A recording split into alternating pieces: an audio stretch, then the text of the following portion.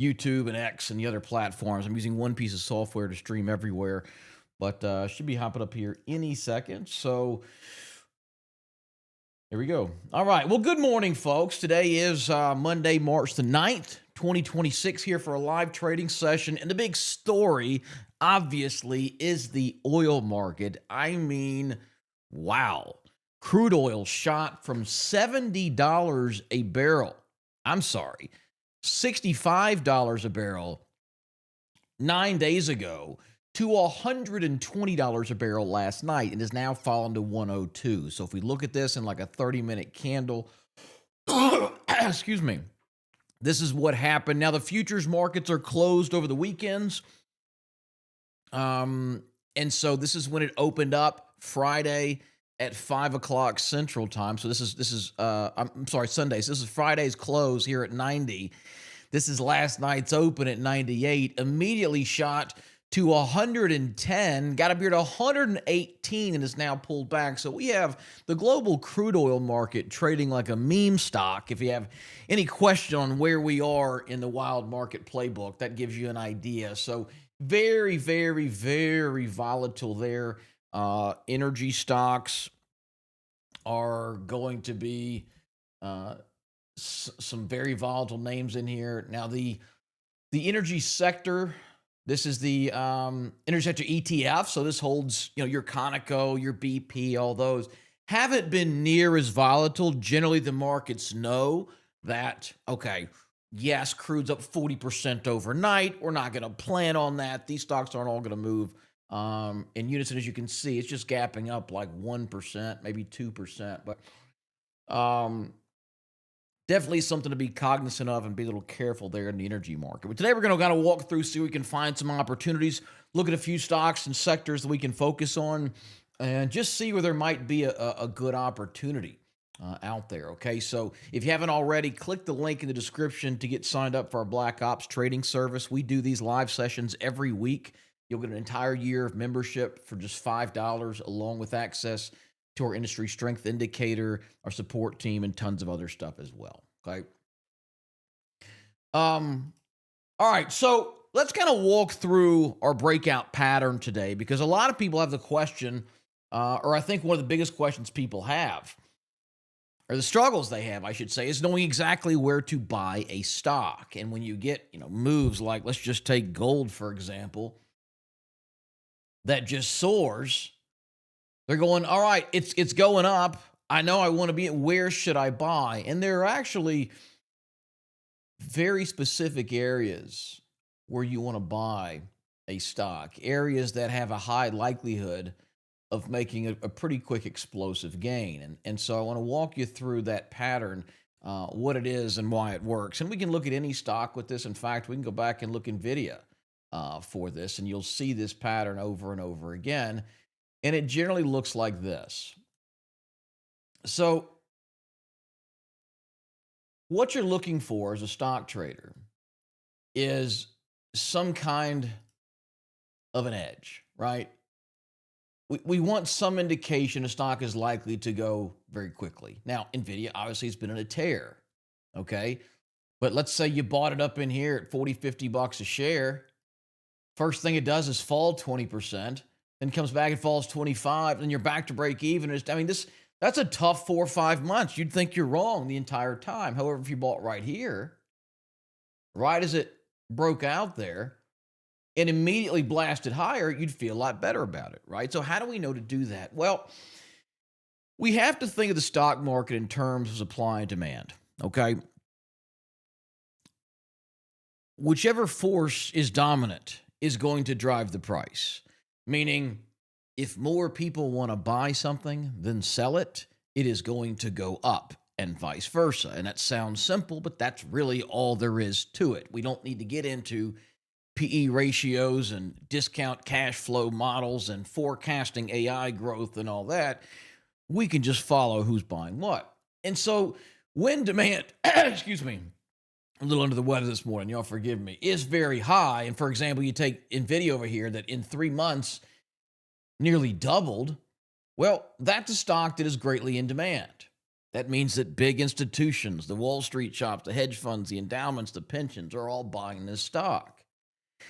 And so what you want to do is identify a buy point where you can get in, not risk a lot of money, and have a real chance at a big and fast gain. So what we're going to do is exploit the supply and demand dynamic, okay? So after a big move higher, in this case 50%, there's going to be some people that want to take profits. They're saying, hey, I want to get my money. I'm up big, and they sell it. It pushes back. If that demand is still high, if the institutions are still buying, they're going to drive it back up. It may then pull back a few more times and a few more times, and eventually those pullbacks start to shallow.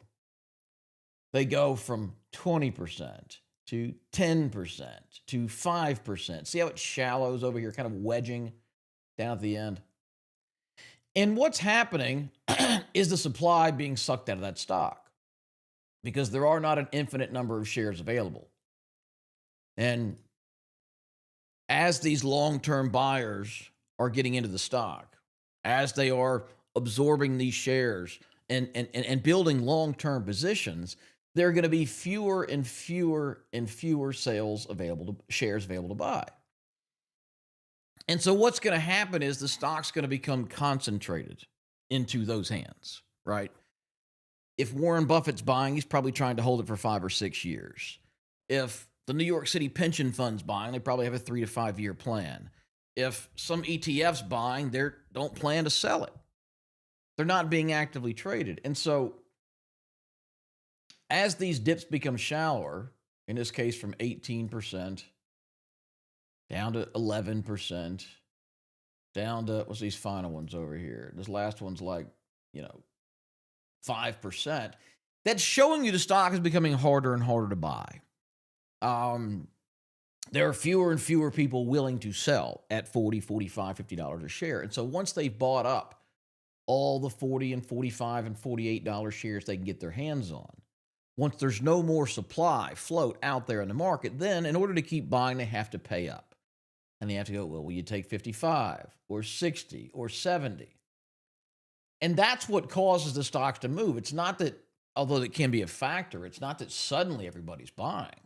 In fact, if you look at the trading volume, there wasn't much more buying this month than there was the month before. A little bit.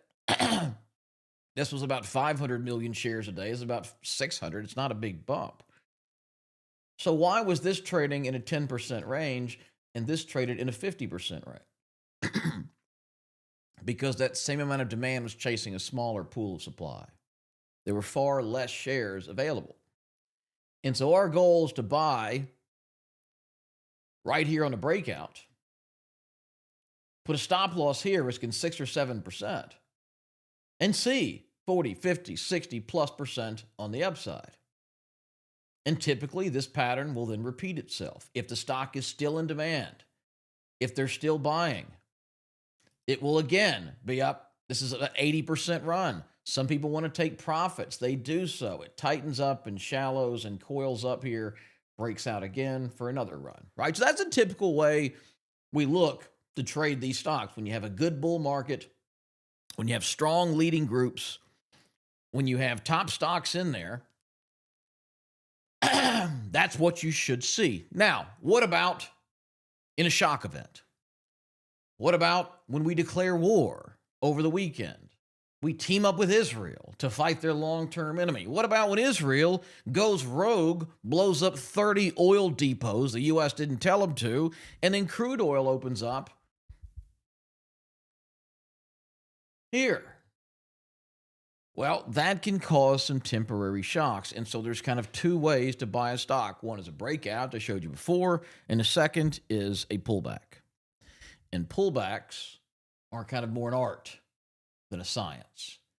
And right now, with the S&P, which has gone nowhere, by the way, for 5 months, set the gap down. We're about, it's not crazy, we're 4.5% off the highs, but some stocks are getting a big brunt of that. So we're going to look at some things we can buy on a pullback today. And when you're buying on pullbacks, so when I say a pullback, like, this was a breakout, want to buy there and it makes a new high and get the surge higher. A pullback would be, okay, it's pulling back. I want to buy it on the cheap. So we need to find places to buy those. And there's typically two places I look for. Well, I guess three. Um, one is a previous breakout area. Okay. So when we look at, let's go back to NVIDIA, see if we had one of those in there. Didn't really get any pullbacks in NVIDIA, did we? Let's look at some big leading stocks today. So the big theme we've seen play out over the last 4 to 6 months, really 12 months, I guess, is energy and metals. This is our industry strength indicator. It tracks the top 40 sectors in the market and shows the performance over the last 1, 2, 3, 12-month periods. And our goal is to see what's rising the fastest. What is advancing more than other areas? Because that's the areas that are being bought. And so we want to stay in these leading groups. We want to take advantage of these pullbacks to buy on these dips. And the clear leader has been energy, natural gas, which is also energy, and the metals, the gold miners, the rare earth metals. That's consistently been a leading area of the market going on a year now. And so, as they say, the trend is your friend, right? Ride her till she bucks you or don't ride at all. So we're going to be looking for stocks in these areas to buy on a pullback. Now, there's not going to be a lot of pullbacks in the energy sector. In fact, a lot of these are probably gapping higher. But some of the metals are pulling back. And when we look at gold, or we look at silver, or we look at copper, right?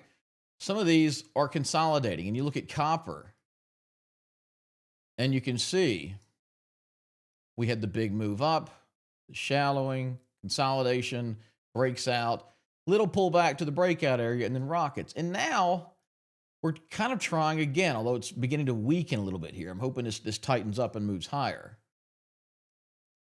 And so some of the mining stocks will be pulling back and we'll be looking for areas to buy them. So let's look at what we can find here. And I'm going to open up a list of mining and metal stocks.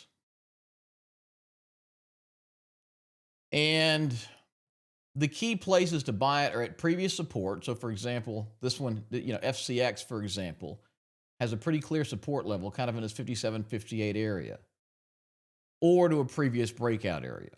All right, so let's look at Newmont, for example. See the breakout in Newmont I've outlined here? Now that would be a pretty big dip all the way into here, but a previous breakout area, a support level, or a big moving average at the 50-day. Okay.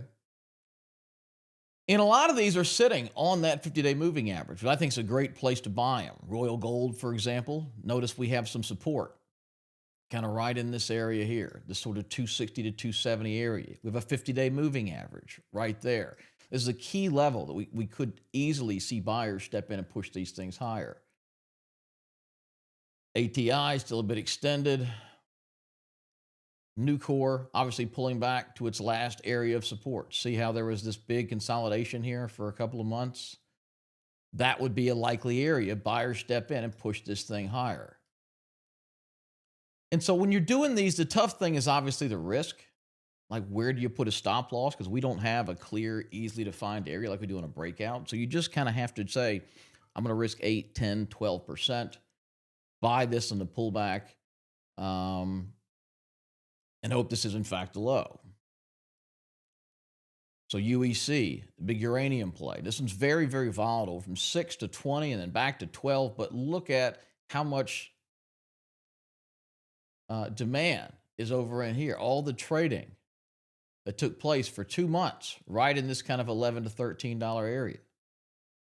So if we get this pulled to the 200-day moving average right in here, it's a great place to buy. So we may want to just do some buy limit orders today, set up some stocks we can buy on the dip if we get the opportunity. And use this as a shopping list because there's not going to be a lot of stuff breaking out. And, the question kind of becomes like, is this the start of something ugly? Or is this going to be a short-term buying opportunity? I think most people thought the Iran situation would end pretty quickly. That's why people started getting short crude oil in that little bounce. And it has not ended quickly. and it could extend further. So let's look at some of these names that we can buy in here, some of our favorites that we may be getting on a discount. Now, this is too much of a dip, okay? Generally, 20 to 30% is, I guess it's possible to buy it in here. These are all set to get down. We really want to see how these things trade the first 5 minutes of the market. Market's set to open up in 15 minutes. What we want to see is how the market reacts to those first 5 minutes. This is very, very crucial because whether a stock is gapping up or down, the market is going to act quickly when it opens. And if it gaps up, people are either going to use this as a chance to sell, take their profits, and push it down, or it is the start of a big rally higher. Same thing on a gap down. Either Wall Street says, great, these are cheap, I'm going to buy them and take advantage of the dip, or they're going to continue dumping and it's going to sell off. And that's going to be very telling for the direction of these stocks the rest of the day, potentially the rest of the week, to be honest with you.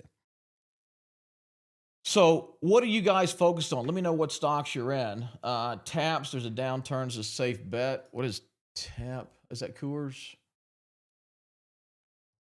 Yeah, this stock's not been doing well for a very long time. So what you're doing with TAP or Coors is you're swimming against stream. I mean, you've got a stock that has been trending downward, even in an insanely strong bull market. So when things weaken, this could easily fall further. It's not like a solid case for when, why this thing should rally here. Next Decade Corporation, NEXT, oil and gas. Yeah, so the situation with oil and gas is this, and a lot of the folks, diesel is what's going to be driven the highest. We're probably going to see the highest diesel price we've ever seen. And I've got my next door neighbor is one of the 12 biggest oil and gas traders in the country. And he kind of laid this out for me over the weekend. Europe is almost all diesel. Like pretty much everything they drive is diesel. And let me see how he laid it out for me. The oil, the Brent crude they get is what's being cut off, is where the access is a problem. And so they used to get a bunch of this stuff from Russia. Now, obviously, they're not. So they're exporting a ton. And all that stuff they're exporting, the bulk of it comes, the diesel fuel, the jet fuel, from the Arab Gulf. And that's the area that we're having issues. So first, there was the Strait of Hormuz, which was shut down. Well, at least Iran says don't come through it. And 20% of global oil supply goes through there. We then had countries like Kuwait saying they're going to stop production because what's happening is they just have a backlog of crude. Like they typically pump it out of the ground, fill it in ships, send the ships through the strait, and then out to the rest of the world. Well, they can't send it through there now. So they're having to hold it in their big tanks. Well, their tanks are now getting full. And so with their tanks are full and they can't ship the stuff to the normal channels and the pipeline can only hold so much, they can't keep pumping it. They got to shut down, at least temporarily, till they can get some of this stuff out of there. And when you shut down oil production, the supply and demand dynamics kick in. Now there's suddenly less supply. Demand is pretty much inelastic with crude oil, price rises, etc. So that's what's hurting. And then over the weekend, we found that Israel blew up 30 oil depots of Iran's that were apparently, where were they? Where do you say they were? Fujairah,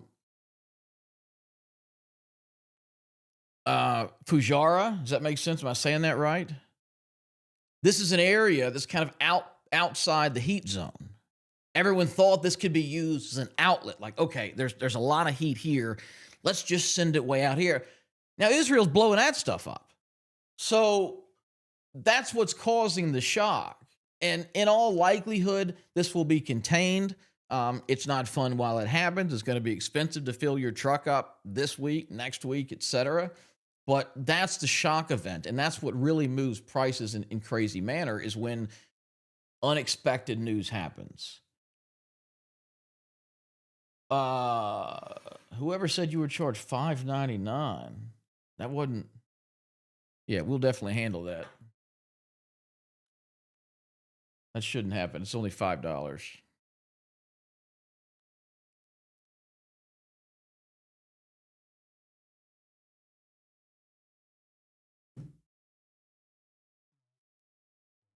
How do I respond when the market is falling in most sectors? So, if you're in short term trades, if you're looking to actively trade, just go to cash.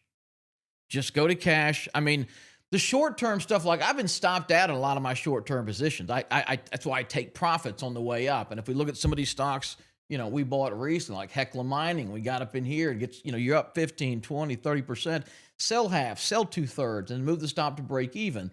These little dips will then just tag you out of the final piece. That's why I'm very active in taking profits and selling into strength, because if you never sell into strength, you'll always sell into weakness. So when a stock kind of does this, right, and then eventually comes down, if you bought over here and you never sold into any of these strength pockets, eventually it's going to come wipe you out and you're going to lose a lot of that top side. But if you sold a third of it here, if you sold a chunk of it here, if you raised your stop on this move here, then you're not going to get hit in the big piece. And the market is just too volatile right now not to be actively taking profits in some of these. So there's not a lot that looks super attractive here. I need to see how the market reacts to the weekend's events before putting, because you don't want to just go putting money in at 8:31 a.m. when the market opens up and then get hammered on all these. But likely it's going to set up some new moves. And so what you're going to see is some of these stocks, like, let's just take some of the energy. I don't think they're going to, yeah, I mean, these are all way up. But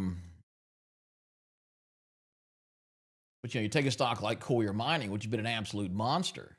If you're going, Ross, I'm freaking out. It's down, 20%. Well, yeah, I mean, that's kind of what it does. I mean, this was a 40% drop. This over here was a 30% drop. Like, what these do is set up the next move, because after it dips, once that selling is absorbed, once the demand comes in and you see it shallow and tighten and compress, then you get the next buying opportunity for the next move higher. And so, honestly, we're going to look at some pullback buys depending on how the market trades the first 5 or 10 minutes. But I am reducing my exposure, waiting for the next rally in a lot of these names. And so you take a company like Coyer, for example. This very well may do something like this over the next month or two, set up, and then rally again as we see gold go to $6,000 and $7,000 and $8,000 an ounce. UMAC, unusual machines. What is this? Electronic equipment. Okay. Drones. All right. So a drone company. So I'm going to put this in logarithmic scale just because it's going on 1,000% run here. But this actually looks pretty good for a move higher. It is extremely volatile. I mean, anything that goes up 1,500% in 50 days is going to be a mover. All right. So this is not the kind of stock you can get in a risk 6 or 7% and try to, get a quick breakout higher. But when we go back and look at this over the last 18 months, you can see this big kind of shallowing action here. So it does look like it is setting up for a move higher. And this is still a small company. I mean, it's only worth $600 million. Small cap stocks are between $300 million and $2 billion. So this thing could triple and still be a small cap stock. But this looks, believe it or not, pretty strong. It just volatility. I mean, at a log scale, it looks kind of crazy. So typically the way to trade these are to wait for that big breakout higher and risk 20, 25%. Or if you really believe in this stock and you've done the fundamental research, buy on these pullbacks, buy some in here and kind of accumulate your position as it comes down, buy a little more, kind of build into a position in these stocks. But you have to have some conviction in that stock. I have no conviction in any stock. I'm happy to admit I'm wrong on any of them. GILT. So a lot of these more defense names. Yeah, the shock event, it went a little lower than I would have liked. But there is some you know, some support kind of in here and kind of in here. It dipping down to 1590, so you're kind of buying in here. Yeah, I mean it does look like it's a natural move, right? And it's what you want to see is smaller and smaller dips. You want to see higher highs, higher lows, as this thing progresses higher. But yeah, I think it looks good in here. Oil and LNG pipelines, okay. Devon Energy, yeah, this looks really strong.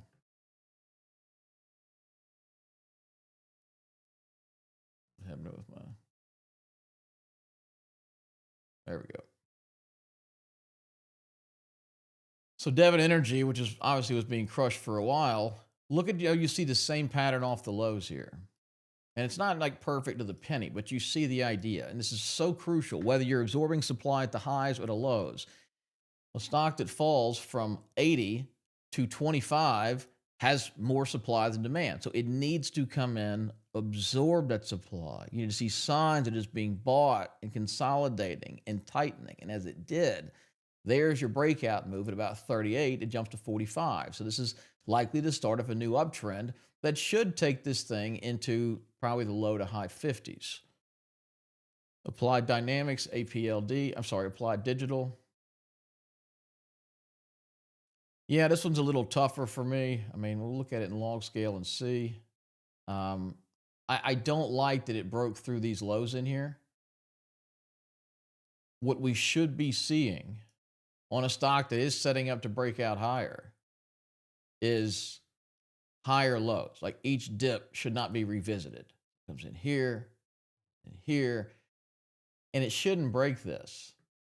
So the fact that it then did, it's kind of breaking structure. That makes sense. And if these pullbacks are just natural profit taking and consolidation that's being bought, that's fine. But when it begins to break the structure and roll over, that's when I have a lot less confidence in the stock.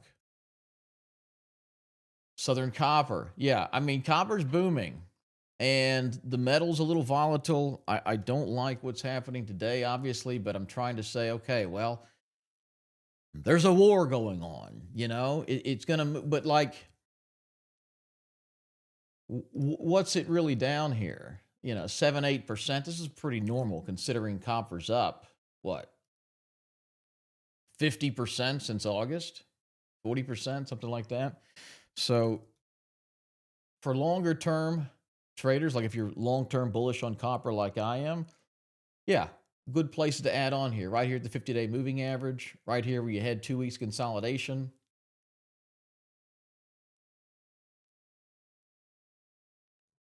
Looks pretty strong. Why is gold and miners still falling from the beginning of this war? Thought it'll be a safe haven. Bill, I totally agree. I am surprised. I thought gold would rally more in this because the fundamental case says, all right, well, if this is a bigger war than we thought, if we are, God forbid, going into another 10-year war, we blow trillions of our dollars, risk lives, kill people. All that means is the government is spending more, they're printing more, they're taking on more debt. That's going to long-term ramp up inflation. All that leads to higher gold prices. And so all I can figure on gold is that funds are just dropping exposure across the board. They're kind of de-risking their portfolios, which means regardless how bullish they are on gold, they're saying let's reduce because they're all levered up. Let's reduce our gold exposure. Let's definitely reduce our energy exposure, our large mega cap AI exposure, and they're just kind of selling everything. And so that's led to now. It hasn't gold hasn't fallen. I mean, it's sitting on the 20-day moving average. Like it's still very, very, very strong. But I'm kind of with you. I sort of thought we'd see this over the last week or two instead of a mild 7 or 8% pullback. What do you think about him? So him is a stock I used to like a lot. Whoa, something happened. They're gapping up to 23.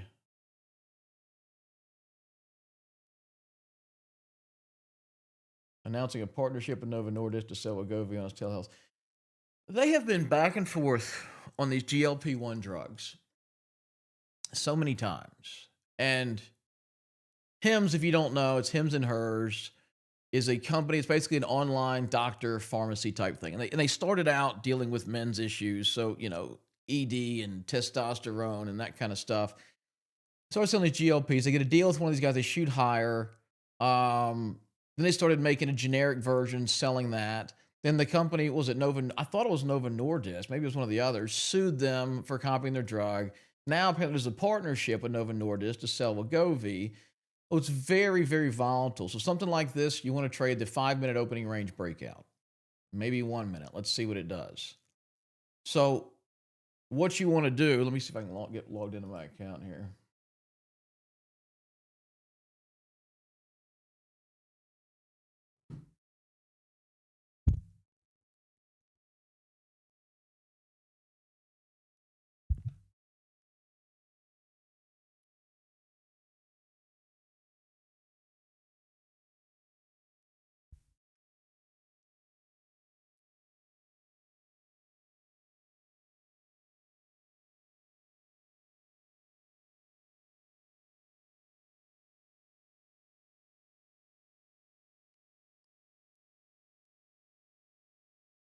Hold on.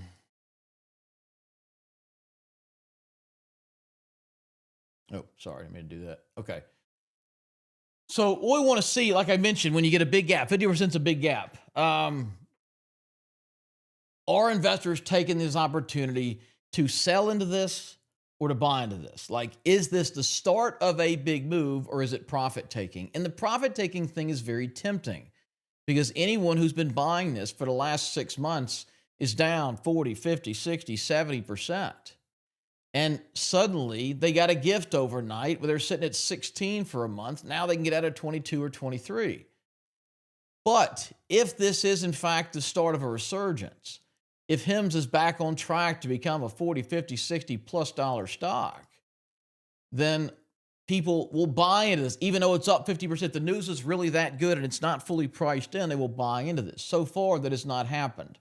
So the only way I know to trade these big gaps is what's known as a 5-minute opening range breakout. And you can use 5 minutes or 15. But what you do is you bracket that first 5 minutes of trading. So for example, if the low of the next 5 minutes is here, and then you say, okay, if it breaks the high of this, I will buy it. If I do that, my stop loss is at the low of the day. And so if it absorbs the news, breaks higher, it should not make a new low in the day. So let's give this thing about 2 more. All right, that's the 4-minute forward trading here. Let's see what this thing does. My guess is they're going to sell into this. It's just ugly market conditions. What are the indexes doing here? 1%.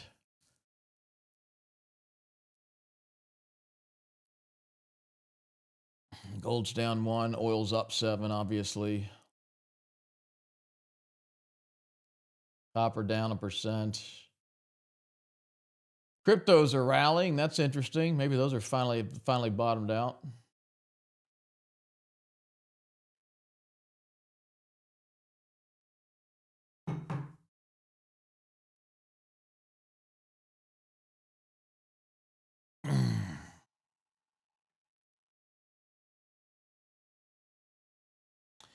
Yeah, the airlines are definitely going to come under pressure. Fuel is typically 30 to 40% of airline expenses. The only thing bigger is obviously labor. And so as jet fuel prices soar, that's going to put a big hurting on them. So if you look at these stocks, American Airlines, for example, massacred on this news. Delta getting absolutely pummeled. Southwest plummeting. I hate airline stocks personally. They all go bankrupt over and over again throughout their life cycle. But yeah, if you have exposure to these 3, 4, okay, here's the 5th minute. Let's see. Whoops. Oh, there they are.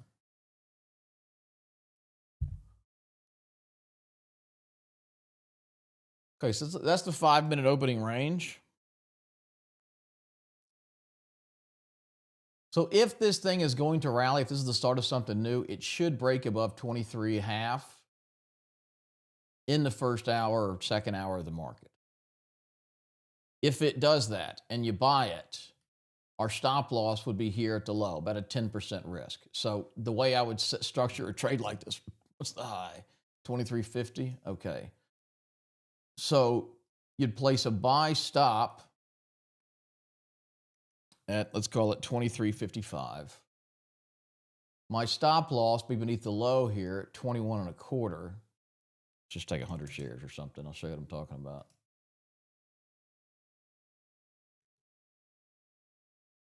And I would just set this as a day order, because if I forget about this or, fall and bump my head and you have to go to the hospital or something, I don't want to buy this thing that doesn't break out tomorrow. So you'd place this order here on HIMS, and it placed what's known as an OCO order, an order cancels order. So it says, okay, if this thing gets back to 23.55 today, instantly buy it. If it happens, put my stop loss to low of the day, because if it rallies up here, back up 10% to break out, it should not come back at the high, hit the low again. Now, it doesn't look like it's going to do that, but we'll see. If it breaks through and continues to push lower down to 21, $20 a share, we'll just cancel the order. Yep, see, they're still selling it. We'll see if we get any action here.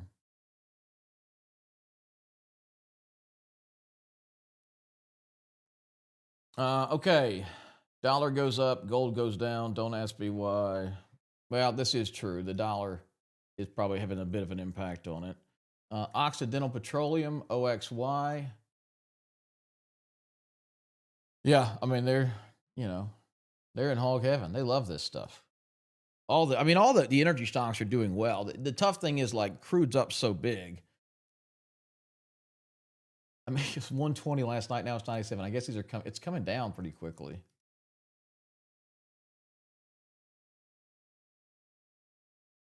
And this is all just going to be based on news. It's going to be, if there's any hint that this is de-escalating, if someone that said they're going to stop production increases it or turns it back on, I mean, it instant moves. And this is guys with big pockets. And I'll tell you, my neighbor, like I say, he's one of the big oil traders. He's got a buddy who runs buys all the crude for one of the big refiners, and he started shorting crude sours, both physical and paper, here when this first escalated, and he hadn't covered. Now here he was down $100 million. I have no idea what his position looks like now, but that's the kind of, and it's just on a whim, right? Because he's trading the balance sheet of a multi-billion-dollar refiner. So this isn't moving on guys buying 5 or 10 contracts. It's guys shorting and buying it by the tanker. Why did HAL, BKR, SLB go down if crude is up? I wouldn't say they're down. I mean, these are midstream guys, right? Halliburton, Baker Hughes, Schlumberger. They do energy infrastructure. They do pipelines, things like that. And that's what's getting squeezed right now. So yes, energy prices are up, but less crude is moving through.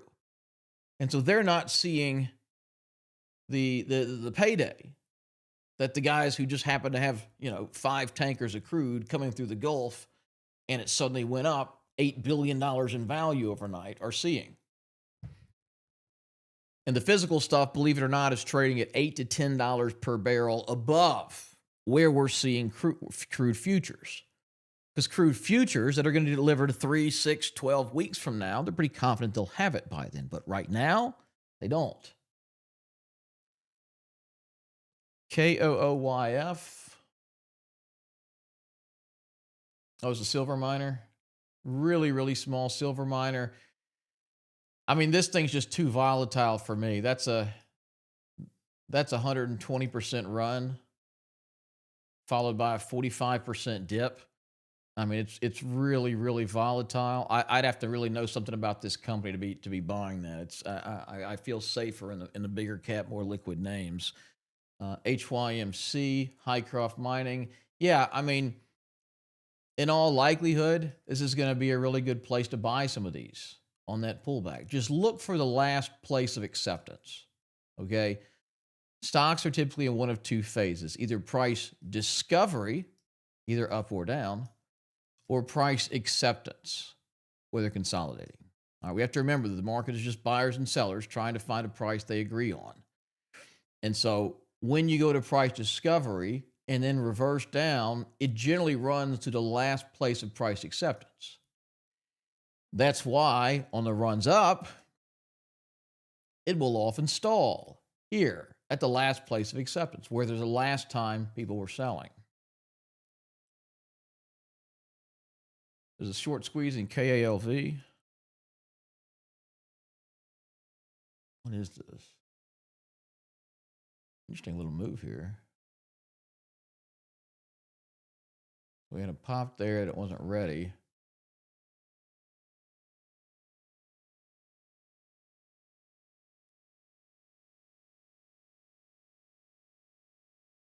Huh. Something's happening. Up 8%, down. I mean, just very, very volatile. I don't know anything about this company. What do they do? Big pharmaceutical company.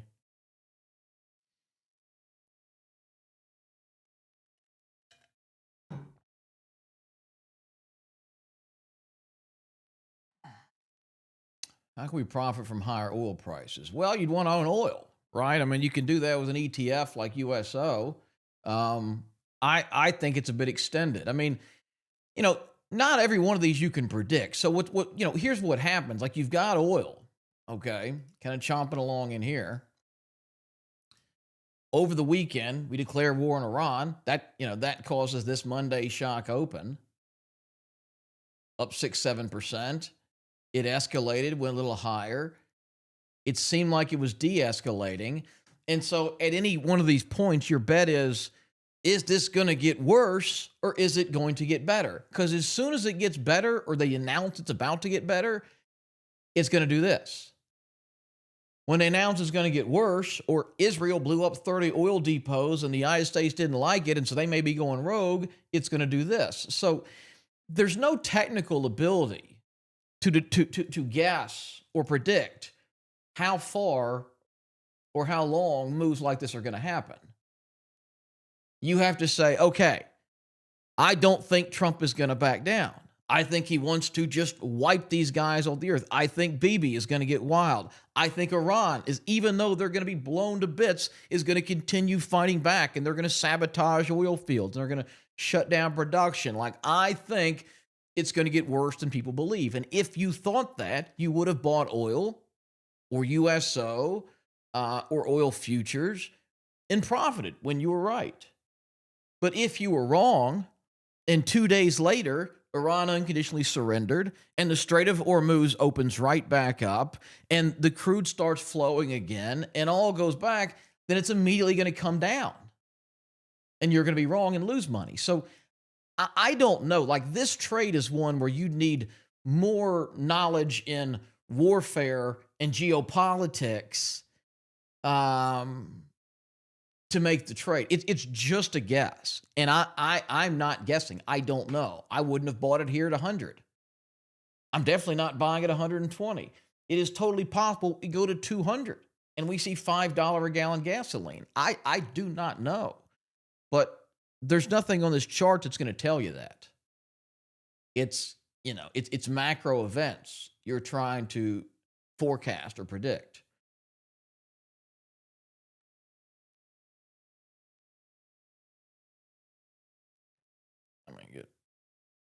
Hold on. Let's look at what HIMS is doing. All right, so may try. And a little lower. So again, I want my stop at the low of the day. So what would that be? That'd be an 11% risk.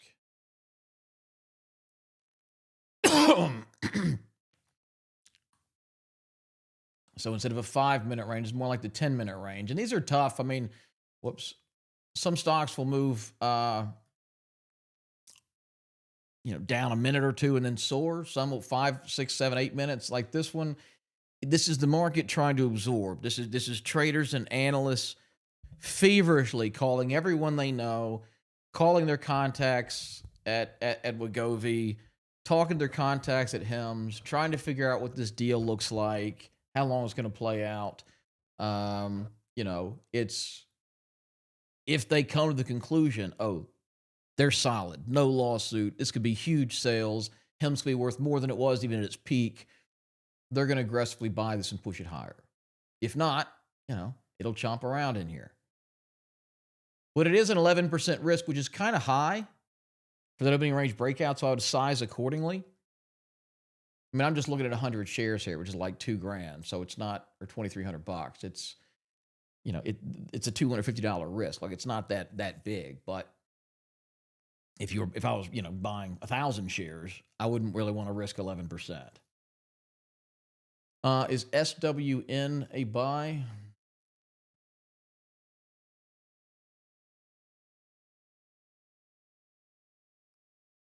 So this is like the foreign version of Southwest. I guess you're looking like LUV. I mean, it's a risky buy. Again, it all has to do with that crude I talked about. If this thing gets worse and crude goes higher, Love's going to come down to 30.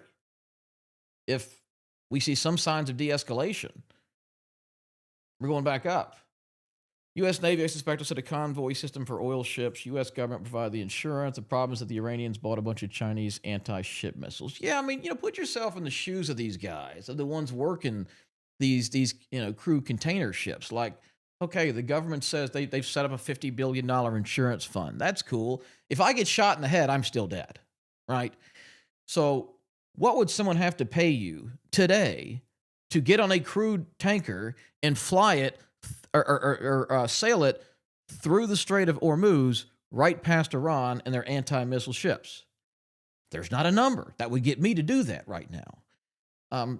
They're all human beings. It's not robots driving these ships. If it was, then yeah, they might risk it for a certain amount of money. But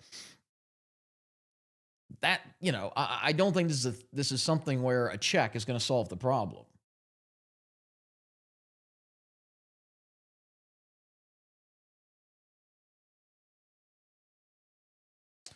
Is THRY a buy? I mean, just based off the chart, no. It looks truly awful. I mean, it's a small cap stock. So it's, obviously, as you can see, I mean, it's down 90-something%. It's in the software space, which is getting killed right now because AI is proving that it can replicate these software systems for pennies on the dollar. And it's a small cap one, which means there's no way they have something so great that it's going to be worth a ton of money. So just look at the chart. No, because it was up 3 or 4 days, it's not enough for me. I mean, this everything says we go lower. Yeah, this massive, 46% down day, followed by a quick, surge of bond. I don't know what's going on. I'd really have to dig into this, and I'd have to have some conviction before I bought a $3 software stock in the middle of a software sell-off in the middle of a war. Personally, the cards are not stacked in your favor. ATAI.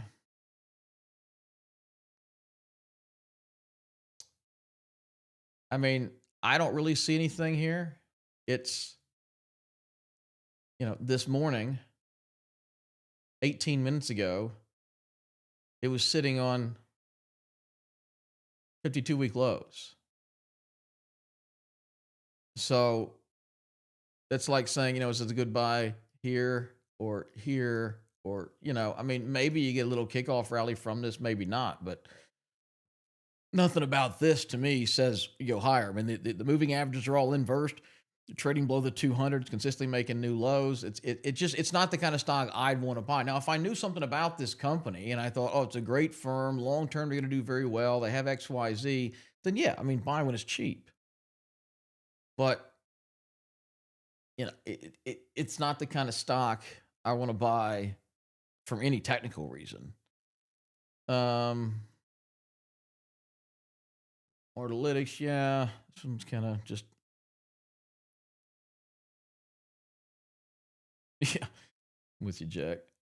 What is the lowest RS rating you will accept?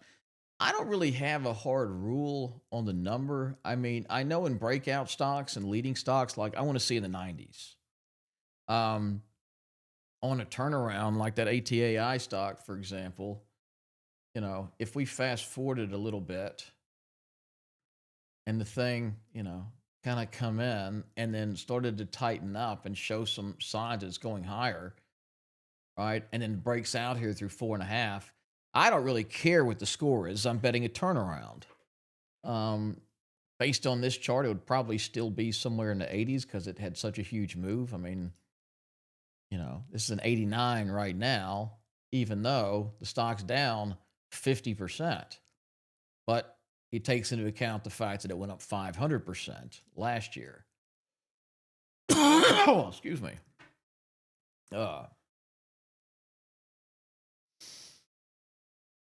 IGV, big volume inbound.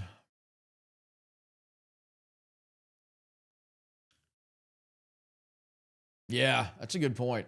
A lot of folks are buying the low here in software. We may have hit the bottom. I don't know.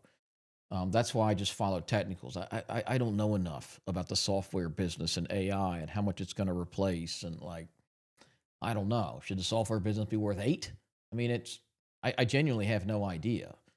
So it's a natural point for it to have bounced. I mean, you know, you see, I mean, it spent months over here in 24. Tariff situation came, it stalled here in 25. Software sell off from AI, it stalls here in 26. Like, it's a likely place for a bounce, but is this the bounce? Are we going back, or is it what we call a dead cat bounce, where everyone sees what I just showed you, they short-term buy, the short seller take advantage of that and punish it, and we continue the downtrend. So there's nothing wrong with trading this, as long as you have a stop loss in place, you cap your risk, and you're prepared to accept that it might not work. Sundial, SNDL. Yeah, I mean, any of these marijuana stocks will rip if legislation is passed on cannabis, without a doubt. But I don't have an inside edge to that legislation. So, until you see signs that's happening, like, they could also go to zero if nothing ever passes. So it's just, you're 100% right. But I mean, unless you know that legislation's coming, it's not a reason for me to buy personally. IGV lines up with previous low. Yeah, it does, exactly. We just looked at that. Sorry, I didn't see your message there. Dry bulk shipping, SLBK. Yeah, I mean, the shipping stocks are surging right now, obviously, because they're kind of in a name your price situation. When you look at the sector performance, you're seeing shipping. I mean, shipping and natural gas and rare earths and the entire energy sector and utilities, like, that's what's surging. We have this little 1 month bounce in software, but yeah, that's what's been leading because of this situation. To me, a lot of these feel a bit extended. Is it possible they go higher? Yeah, they went much higher back in 2020 with all that noise that happened. Container ships went up tenfold in price.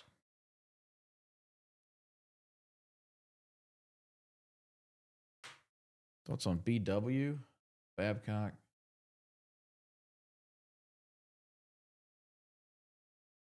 Power generation.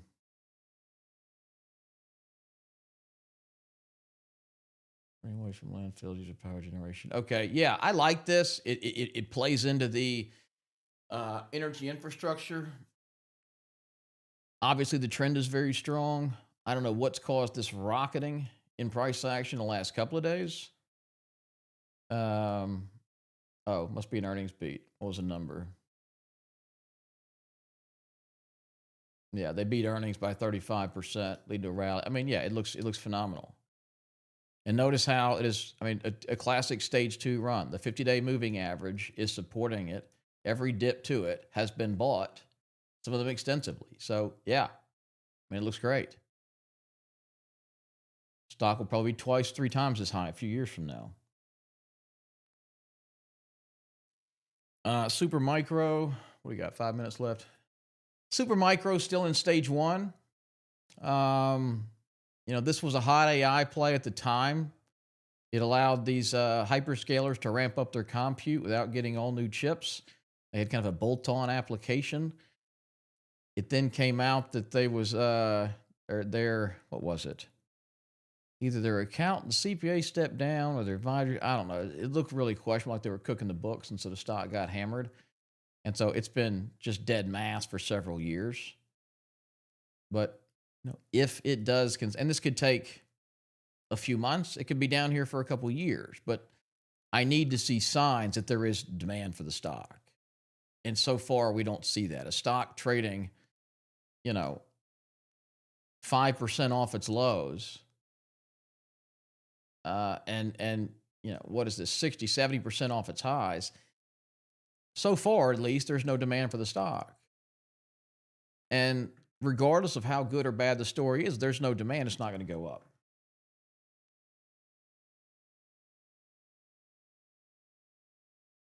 Yeah.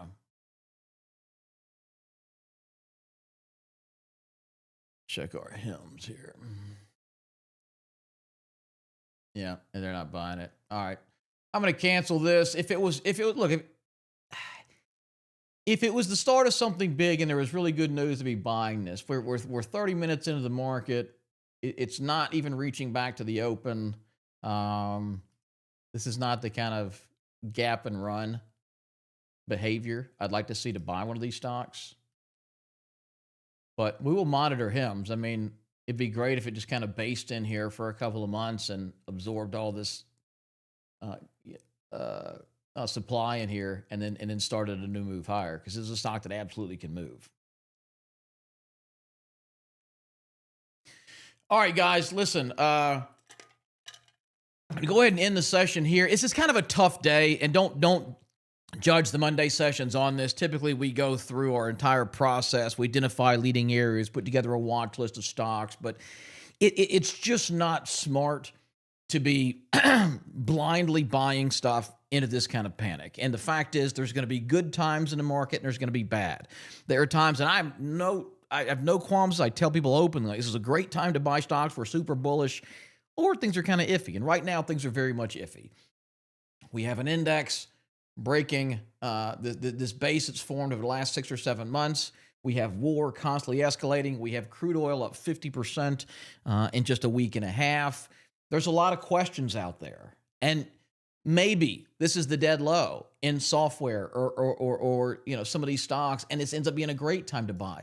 But maybe it's the beginning of a 10 or 15 or 20% pullback, and we're just throwing good money after bad. So I want to wait, let this thing absorb, tighten up, see what areas have strength, wait until we start to see stocks rising on kind of iffy news, a sign that everything's priced in, and then begin getting more aggressively. So I would say this week, trade very light if you're trading. There is nothing wrong with sitting on cash. Cash is a trade, and there's absolutely nothing wrong with it, because if the market rolls over and keeps falling and you're not losing money, you're doing better than everyone else. So this is one of those times to use some patience, to not be getting aggressive in the market, to scale down your size. If you're getting stopped out in your last 4, 5, 6 trades, that's a sign. And wait until this market gets some footing and we have a better idea of what's happening, and the market absorbs all this information fully. And I don't care if the market falls 20% from this news. If it does, it's going to set up even bigger buying opportunities on the other side. I just don't want to try catching a falling knife, okay? So the link there, tradewithross.com. If you're not already a member and you want access to this industry strength indicator, you want to join us for our weekly Monday and Thursday sessions, you want access to our team and a bunch of bonus reports and stuff, you can get that for just $5. Go to tradewithross.com to get signed up. Otherwise, let's get back together on Monday. My analyst, John, will be having a session on Thursday. Perhaps we'll have some more news by then, but let's see how the market handles what has been a weekend of high news before we start